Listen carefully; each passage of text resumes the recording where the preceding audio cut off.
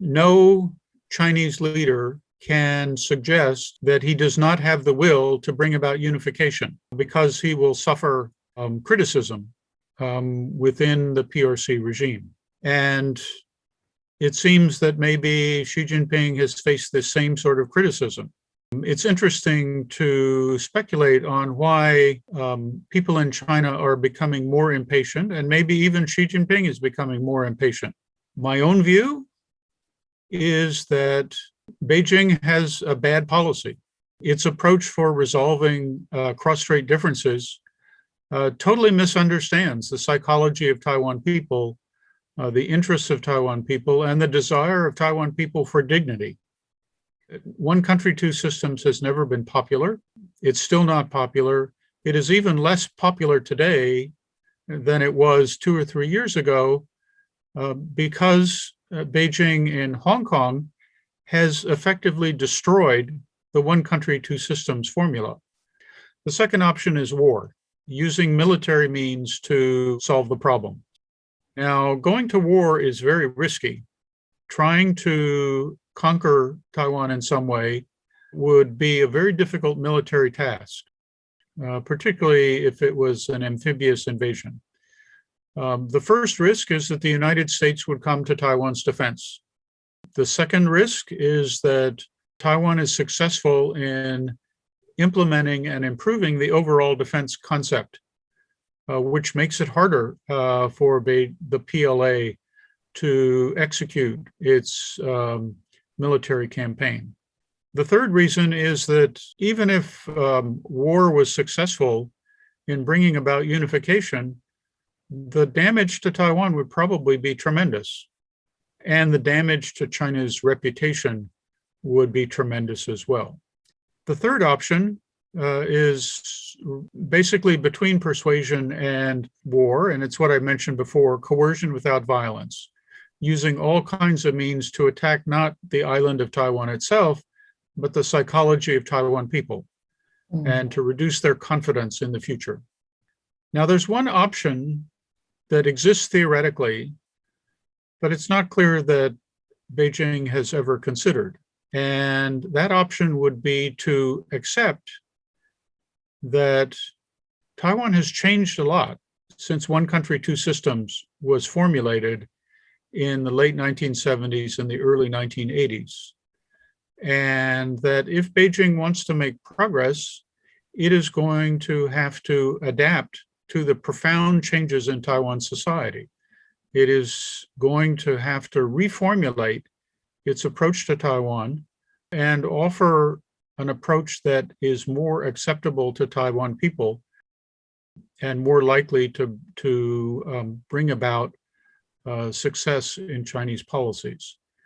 I've seen no evidence that this option is under any consideration. That's why I call it theoretical. But I think that, in the interest of peace, that is ultimately the best option for Beijing to pursue.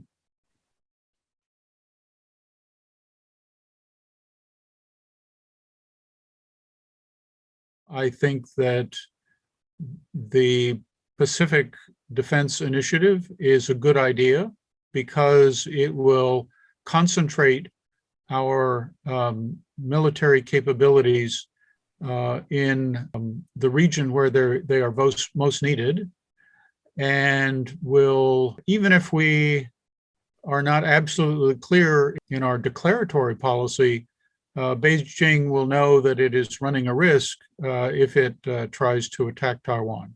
Now, I should point out that we need to clarify something about the U.S. Decision-making process. What we have heard about so far on PDI is the Pentagon's request. That's only the beginning of the process. The next stage is that Congress has to authorize a certain amount of money. And what Congress authorizes may not be the same as what the Pentagon requested. What is most important is what Congress appropriates, the money that it actually makes available to spend under this initiative. And we won't know that until the end of this year. One final point here concerning U.S. Defense support for Taiwan, and that is, what is Taiwan doing to help itself? Is it possible to increase the defense budget to meet all the needs of the overall defense concept and the changes in Taiwan's personnel system? And will the overall defense concept be sustained for a long period of time and thereby raise the costs that Beijing would incur by trying a military action against Taiwan?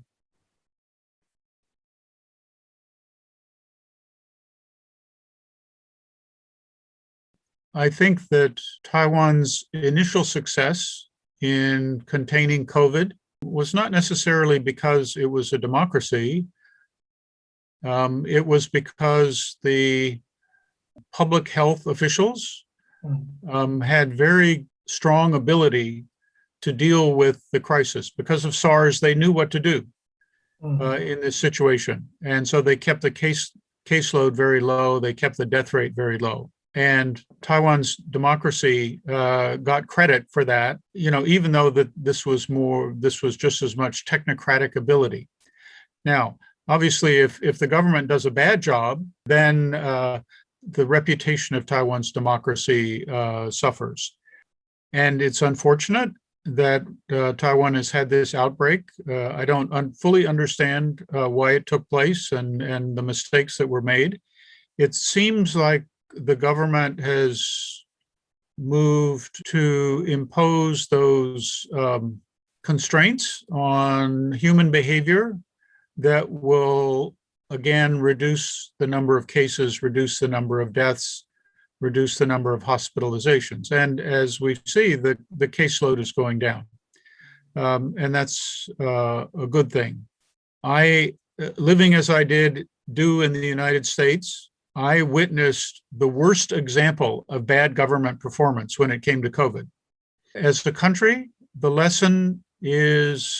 main lesson right now is that the states where the rate of vaccination is high have very low rate of cases. The states where vaccination is low have a high rate of cases still. And that's very sad for the people concerned. I hope that Taiwan is able to achieve a high rate of vaccination as soon as possible. I think the Biden administration has worked very hard to try to help to make that possible, and it deserves credit for that.